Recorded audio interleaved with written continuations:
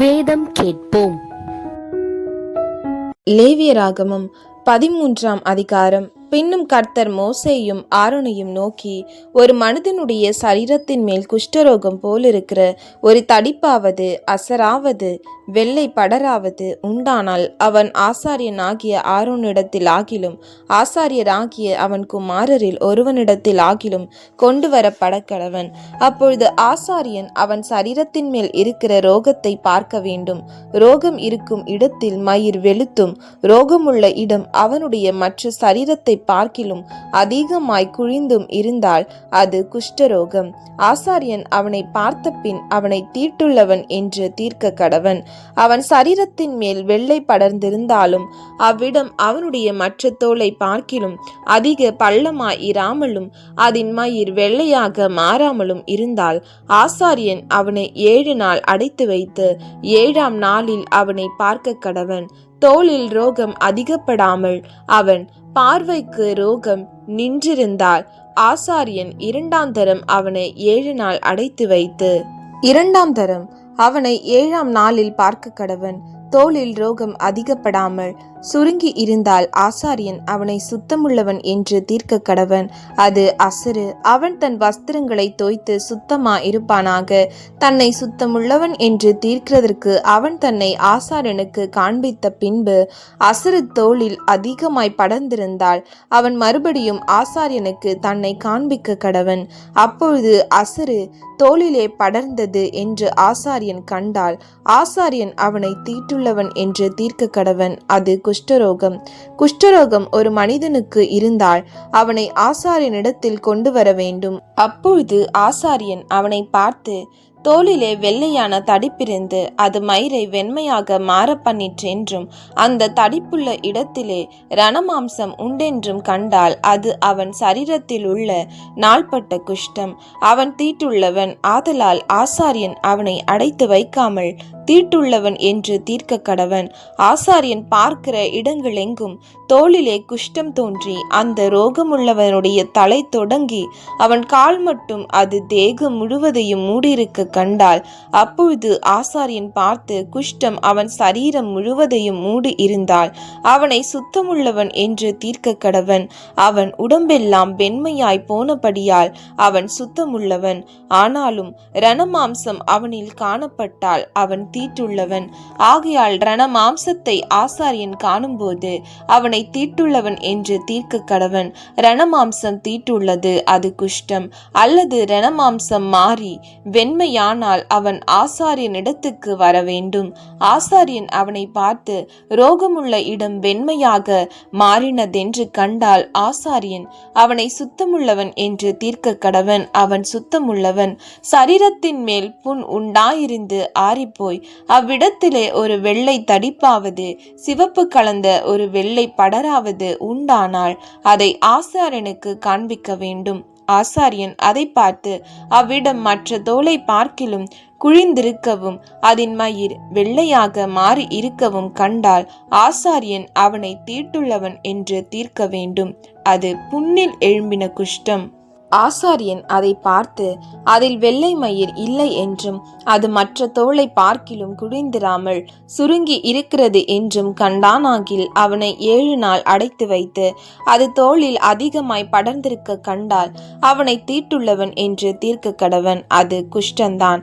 அந்த வெள்ளைப்படர் அதிகப்படாமல் அவ்வளவில் நின்றிருக்குமாகில் அது புண்ணின் தழும்பா இருக்கும். ஆகையால் ஆசாரியன் அவனை சுத்தமுள்ளவன் என்று தீர்க்க கடவன்.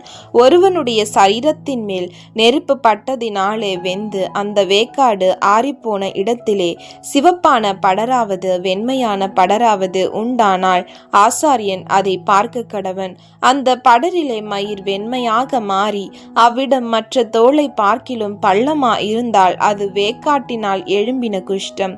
ஆகையால் ஆசாரியன் அவனை தீட்டுள்ளவன் என்று தீர்க்க கடவன். அது குஷ்டரோகம்தான். ஆசாரியன் அதை பார்க்கிற போது படரிலே வெள்ளை மயிர் இல்லை என்றும் அது மற்ற தோலை பார்க்கிலும் குழிந்திராமல் சுருங்கி இருக்கிறது என்றும் கண்டானாகில் அவனை 7 நாள் அடைத்து வைத்து 7ஆம் நாளில் அவனை பார்க்க கடவன். அது தோலில் அதிகமாய் படர்ந்திருந்தால் ஆசாரியன் அவனை தீட்டுள்ளவன் என்று தீர்க்க கடவன். அது குஷ்டரோகம்.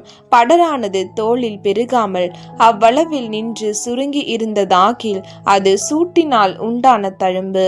ஆசாரியன் அவனை சுத்தமுள்ளவன் என்று தீர்க்க கடவன்.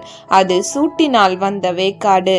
புருஷனுக்காகிலும் ஸ்திரீக்காகிலும் தலையிலாவது தாடியிலாவது ஒரு சொறி உண்டானால் ஆசாரியன் அதை பார்த்து அவ்விடம் மற்ற தோலை பார்க்கிலும் பள்ளமும் அதிலே மயிர் பொன்னிறமும் மிருதுவுமா இருக்க கண்டால் ஆசாரியன் அவனை தீட்டுள்ளவன் என்று தீர்க்க கடவன்.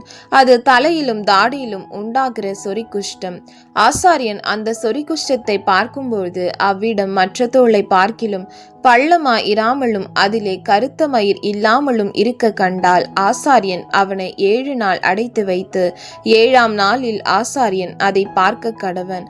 அந்த சொறி இடங்கொள்ளாமலும் அதிலே பொன்னிற மயிர் இல்லாமலும் அவ்விடம் மற்ற தோலை பார்க்கிலும் பள்ளம் இல்லாமலும் இருந்தால் அந்த சொறியுள்ள இடந்தவிர மற்ற யாவையும் அவன் சிரைத்து கொள்ள கடவன்.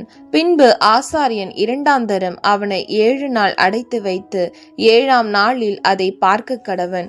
சொறி தோளில் இடங்கொள்ளாமலும் அவ்விடம் மற்ற தோலை பார்க்கிலும் பள்ளம் இல்லாமலும் இருந்தால் ஆசாரியன் அவனை சுத்தமுள்ளவன் என்று தீர்க்க கடவன். அவன் தன் வஸ்திரங்களை தோய்த்த பின் சுத்தமாயிருப்பான். அவன் சுத்தமுள்ளவன் என்று தீர்க்கப்பட்ட பின் அந்த சொறி தோளில் இடங்கொண்டதானால் ஆசாரியன் அவனை பார்க்க கடவன். சொறி தோளில் இடங்கொண்டிருந்தால் அப்பொழுது மயிர் பொன்னிறமா அல்லவா என்று ஆசாரியன் விசாரிக்க வேண்டியதில்லை. அவன் தீட்டுள்ளவனே. அவன் பார்வைக்கு அந்த சொறி நீங்கி அதில் கருத்த மயிர் முளைத்ததே ஆகில் சொறி சொஸ்தமாயிற்று. அவன் சுத்தமுள்ளவன். ஆசாரியன் அவனை சுத்தமுள்ளவன் என்று தீர்க்க கடவன்.